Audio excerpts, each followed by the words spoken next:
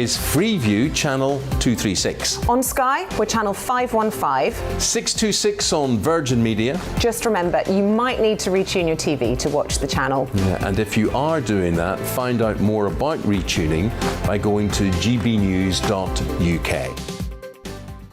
Join my show Farage, 7 p.m. till 8 p.m. Monday through Thursday, and there you will get opinion, analysis, debate, and I'll cover stories that nobody else dares to touch. And then for the last 15 minutes, talking pints. We're over a drink. We have a civilized conversation with someone. We very often disagree, but we do it in a grown-up way. Come and join me on Farage.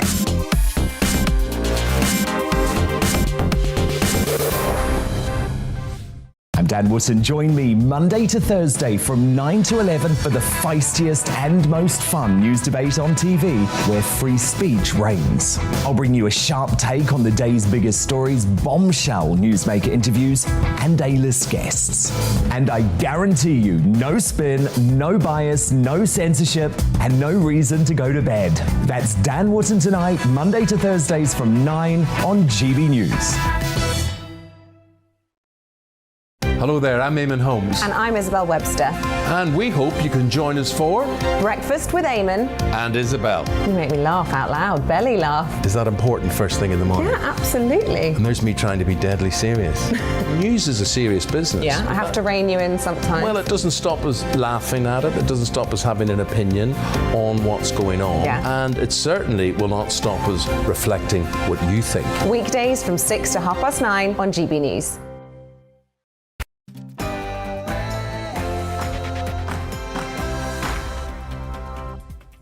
Good morning, it's 9:30 this Tuesday morning, and this is The Briefing with me, Tom Harwood, on your TV and your radio. Well, we'll be bringing you all the latest from Westminster this morning, including an exclusive GB News poll and the position of the Prime Minister, that, the BBC licence fee, the policing bill, and something about bee bricks. You won't want to miss it. All of that in a few moments' time, but first, here's your morning headlines with Rosie Wright.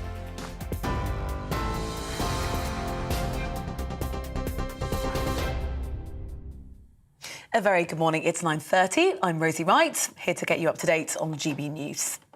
The Deputy Prime Minister, Dominic Raab, has described Dominic Cummings' claim that Boris Johnson lied to Parliament as nonsense. The former chief advisor says he's prepared, though, to swear under oath that the Prime Minister lied to MPs when he said he didn't know beforehand about the Number 10 garden party in May 2020.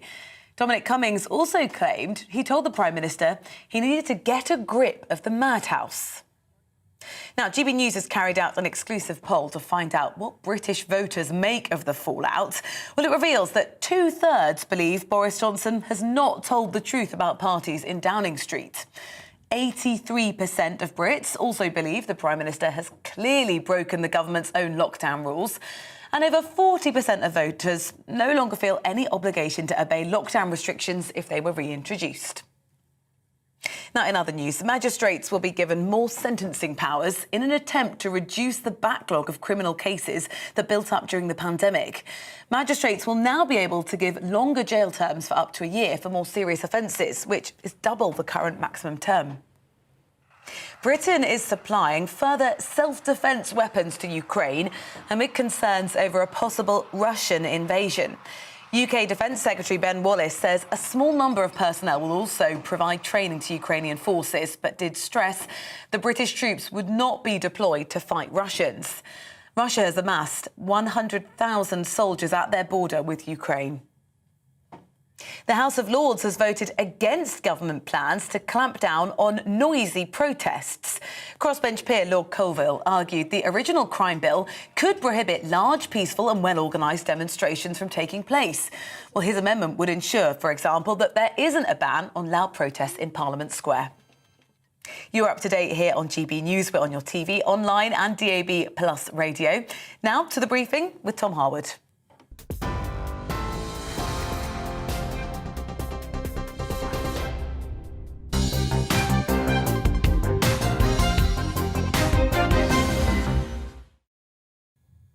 Good morning, it's 9:33 this Tuesday morning, and this is The Briefing with me, Tom Harwood, on your TV and your radio. Well, let's kick off with former Chief Advisor to the Prime Minister, Dominic Cummings, who's accused Boris Johnson of lying to Parliament about that event on the 20th of May 2020 in the Downing Street Garden. Cummings says he's prepared to swear an oath that he warned the Prime Minister not to go ahead with the gathering and that he needed to get a grip of the madhouse. Well, in an exclusive poll for GB News, we've found that over 2/3 of you believe that Mr Johnson has not told the truth about those parties in Downing Street. Meanwhile, an enormous 83% of Brits believe he clearly has broken the government's own lockdown rules. And one other interesting point here is that 44% of Brits now feel no obligation to follow further restrictions if they were introduced in light of those stories.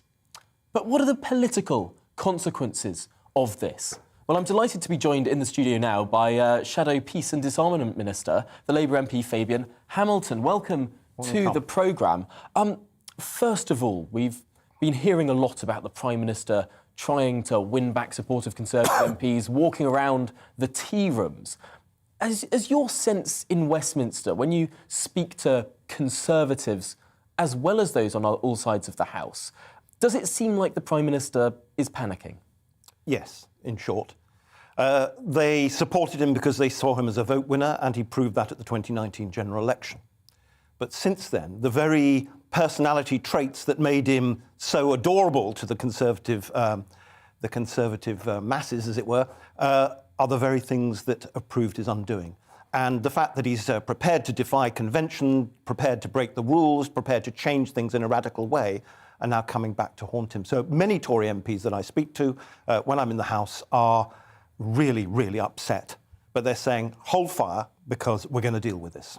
Now, your leader tries to present himself as almost the anti-Boris, the opposite of Boris in every sort of way. Some might say too boring, some might say not exciting enough, but clearly that's the position that Sir Keir Starmer is trying to paint himself in.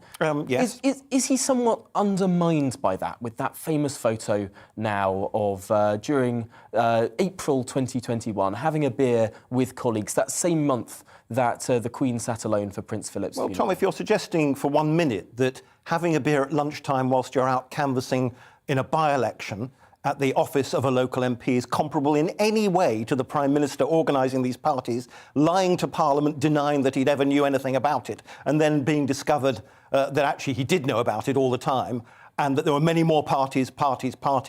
This was not a party. Keir Starmer was having a break for lunch whilst working in a constituency. He was not breaking any rules. That's the important thing here. So this is a complete and utter distraction from a man who has debased the office of Prime Minister and brought all politicians into disrepute, I would say.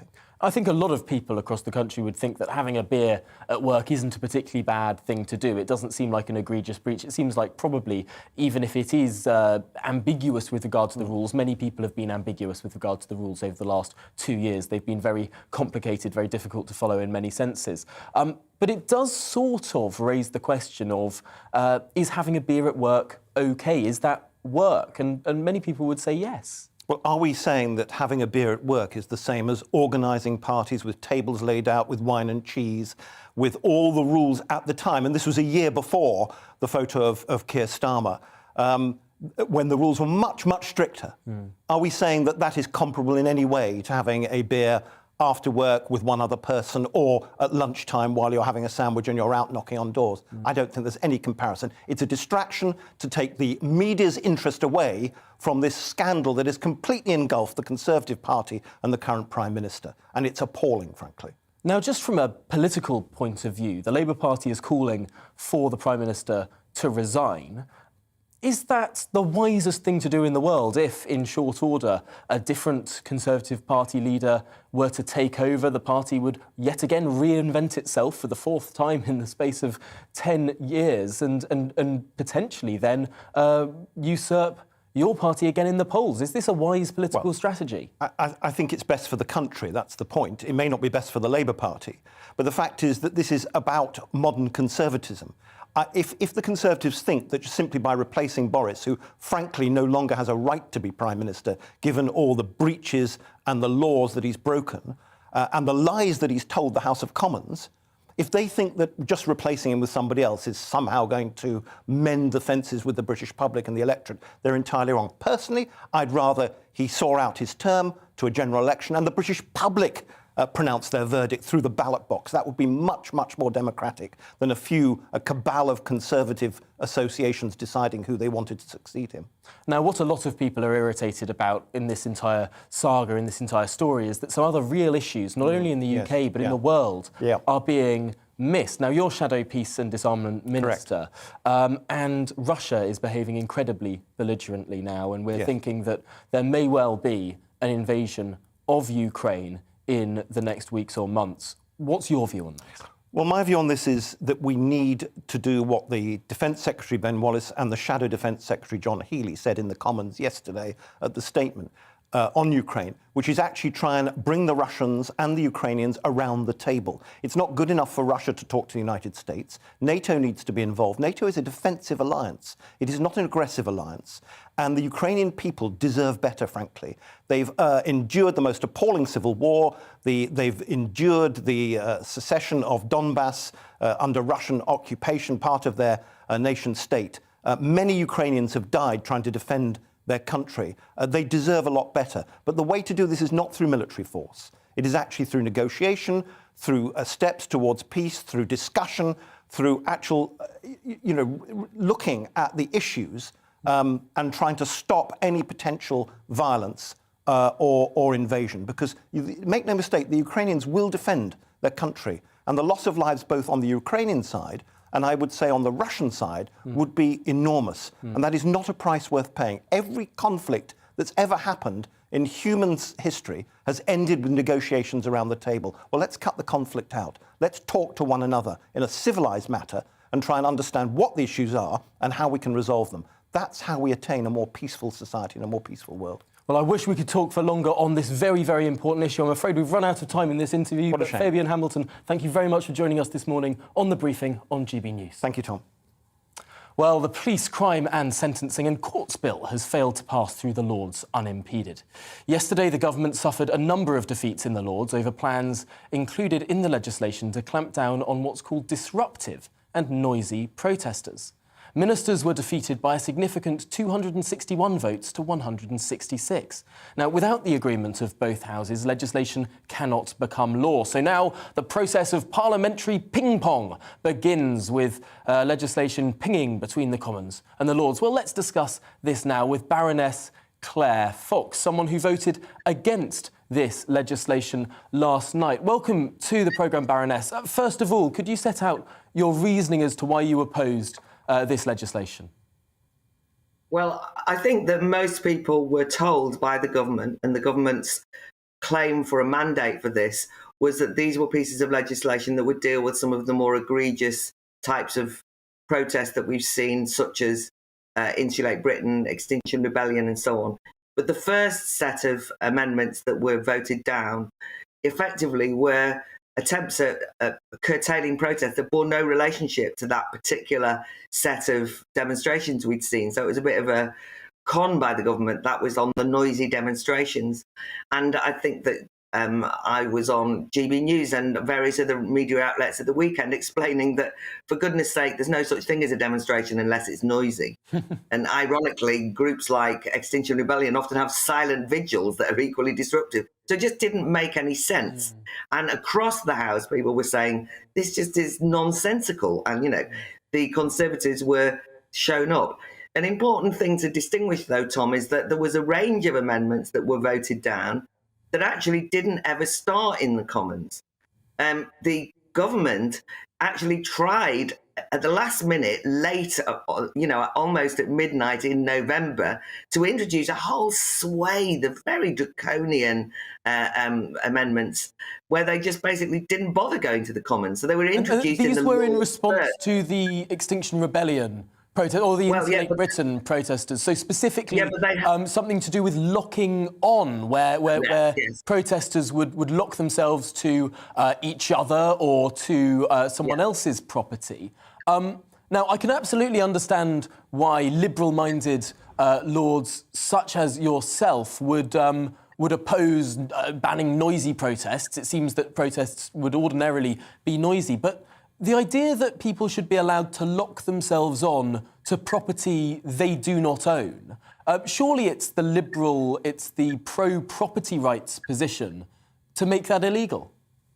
Well, the thing that was explained very well, I thought, by a variety of people over the course of a very limited debate, because they brought it so late to the House of Lords, was that there's plenty of laws that can be used to deal with those kind of demonstrations on the statute books.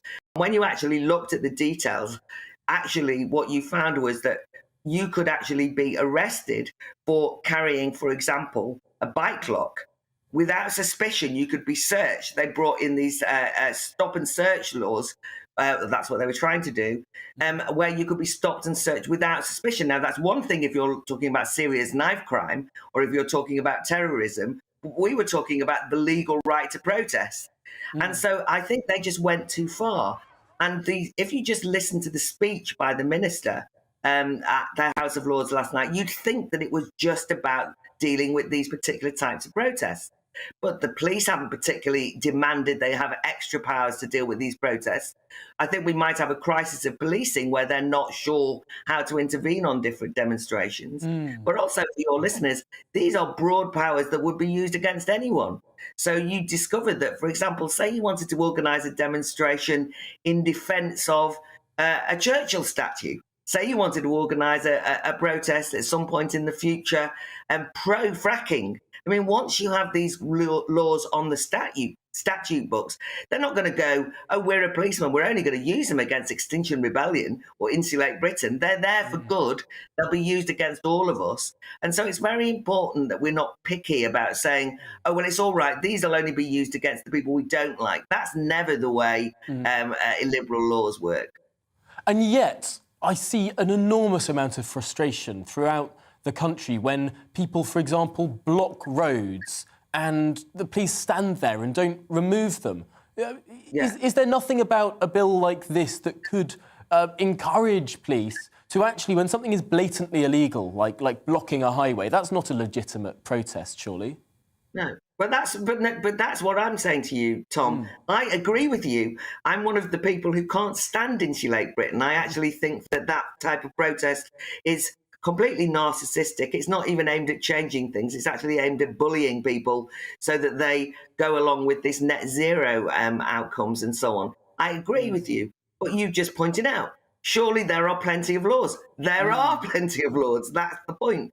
So when then the government, in a way, opportunistically, in a sort of a bout of virtue signalling, instead of demanding that those laws are enacted, bring in a whole swathe of new laws. Don't, by the way, bring them in through the normal procedure of through the House of Commons, a debate, then they come to the Lords. And I'm very sensitive. The Lords is undemocratic, right? The Lords shouldn't be deciding law in that way. But that's the whole problem. The government asked the Lords to start deciding law by bringing them in, trying to sneak them in through the Lords in November. So if the government wants to bring in this whole new swathe of laws, it has to go through the normal procedure and justify itself. And I'm afraid that I think the problem is that they can use the laws that they have got. The police need to be sorted out so that they do implement the laws that are there. If there's a problem of then when you get to court, the court's throwing things out because they're not convinced, they're different problems and can be resolved by introducing what I've just said are, and by the way, they were bringing in these protest banning orders, which would go to named individuals if they'd ever been on 2 demonstrations and somebody deemed them fit. I mean, I've been on hundreds of demonstrations, and the idea that you would be able to name you and ban you, because you've got to remember that protest is legal. And I think you've got to think of this as a bit of a hangover from the Coronavirus Act. You basically got ministers standing up saying, well, we will allow you to do that if you behave.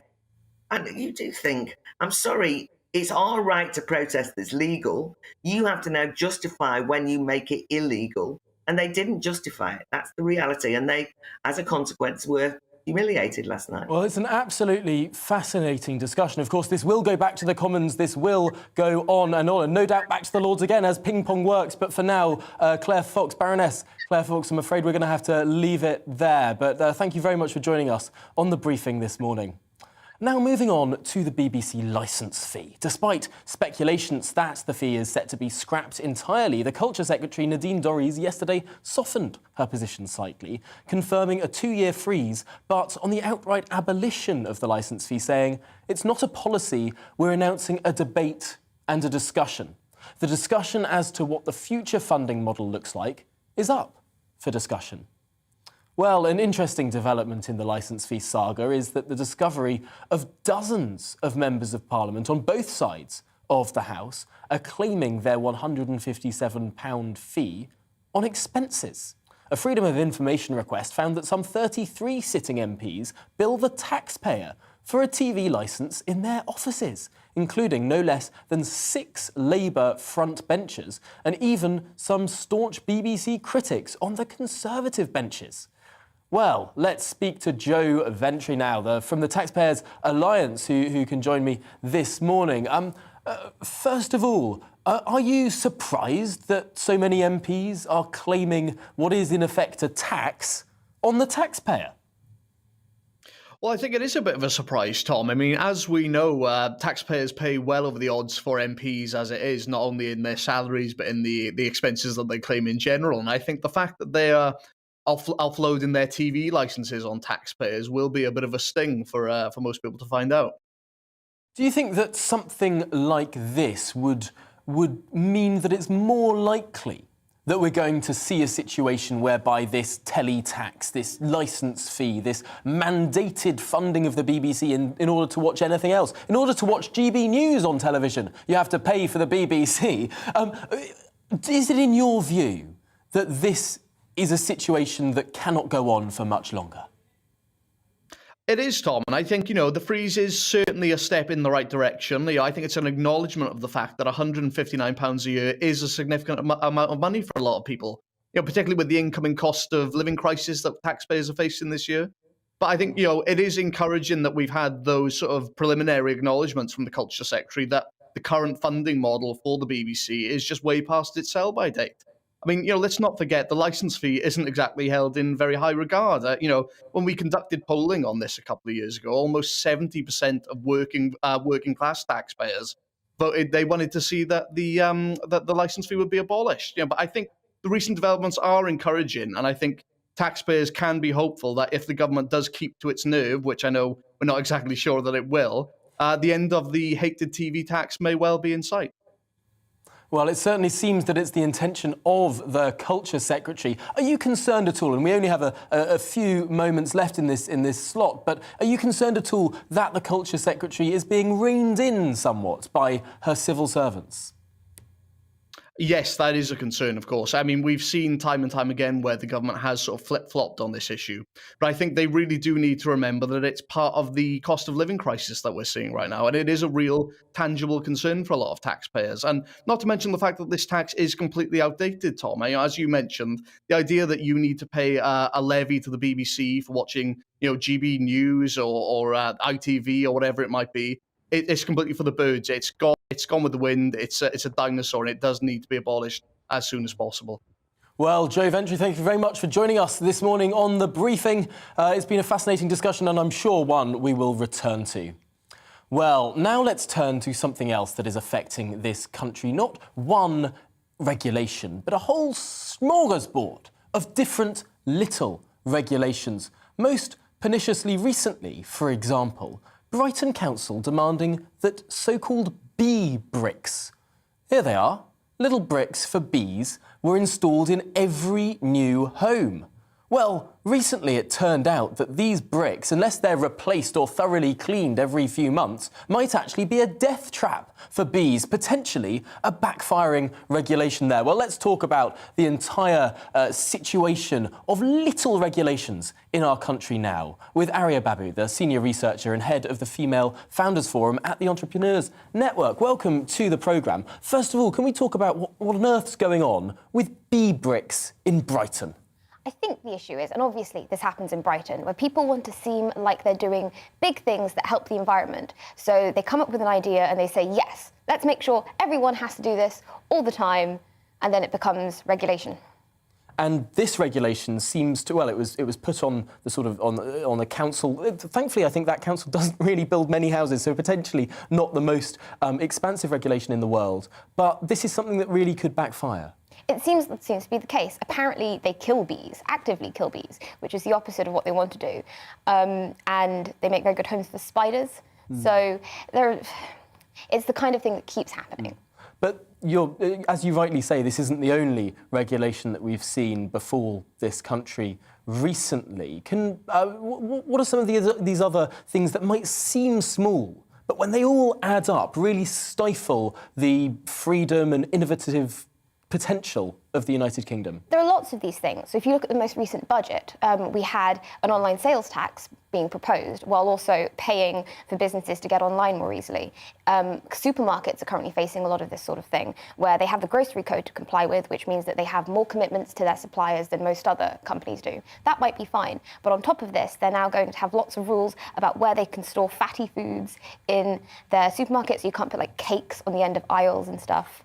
It's ridiculous. And then we've got really, really big things that are massive costs to companies, like the anti-modern slavery statements, gender pay gap reporting, and soon net zero impact assessments are going to come in for some companies. And these seem, on the surface, like they're good ideas, but they're just tick box exercises for companies that take up a lot of the time of their workers and probably don't do anything, but it means the government can say that they're making moves on big and important issues. So every single business needs to say that they have a modern slavery statement and have that on their website. I've seen that on so many websites and in companies that you really wouldn't think would need to be worrying. Are these just sort of cut and paste exercises that just take up time? Basically, yeah. So the anti-modern slavery statements are meant to only impact large businesses, but because large businesses also hire and work with small companies, smaller companies also have to adopt these modern slavery statements. So I've spoken to a startup where they had like 10 people who were like in their 20s working in a WeWork, and they had to hire a lawyer to create an anti-modern slavery statement in order to sell something to a large fashion brand. That's extraordinary. So we're seeing all of these little regulations really pile up and stifle potentially what could be a really innovative country. Post-Brexit, we need to be encouraging entrepreneurs. We need to be encouraging startups. How do we tackle this? I think it's a really difficult problem to solve because while all of us are bothered by regulation and red tape in our daily lives, it's never anyone's biggest problem. So it's really difficult to form a political coalition that wants to say that we're going to actually deal with these issues. And every time you try and bonfire a regulation, what ends up happening is the small group of people who that regulation really affects start to become very vocal about it. So it's a very difficult problem to solve. And we've tried it with things like 1 in, 3 out forms, but it's very easy for civil servants to game that sort of thing. I'm actually a bit hopeless about what might happen. Well, that is an incredibly depressing moment, but we'll have to leave it there. We've run to the end of the programme. But Arya Babu from the Entrepreneurs Network, thank you very much for joining us here this morning on The Briefing. A really fascinating issue and one that I hope we can return to at some point soon. Well, coming up, it's To The Point with Patrick and Mercy. But first, here's the weather. Hello, good morning. It's cold out there this morning, a widespread frost and some dense fog patches to watch out for.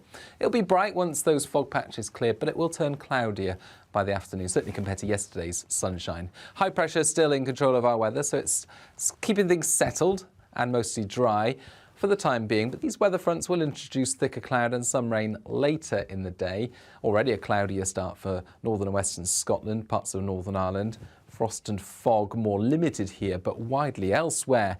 Fog, dense fog patches to watch out for on the roads first thing, and a widespread frost. Areas of cloud will move up from the south. They'll tend to help lift the fog across central and eastern England, but 1 or 2 patches remaining into the afternoon. And where that happens, it will feel cold. Meanwhile, cloud and outbreaks of rain will turn up into western Scotland and Northern Ireland. The wind picking up here as well. And in the far north, that wind nearing gale force by the end of the day. So spells of rain for Scotland and Northern Ireland overnight, the rain tending to be on and off, accompanied by that brisk wind, pushing the cloud and the rain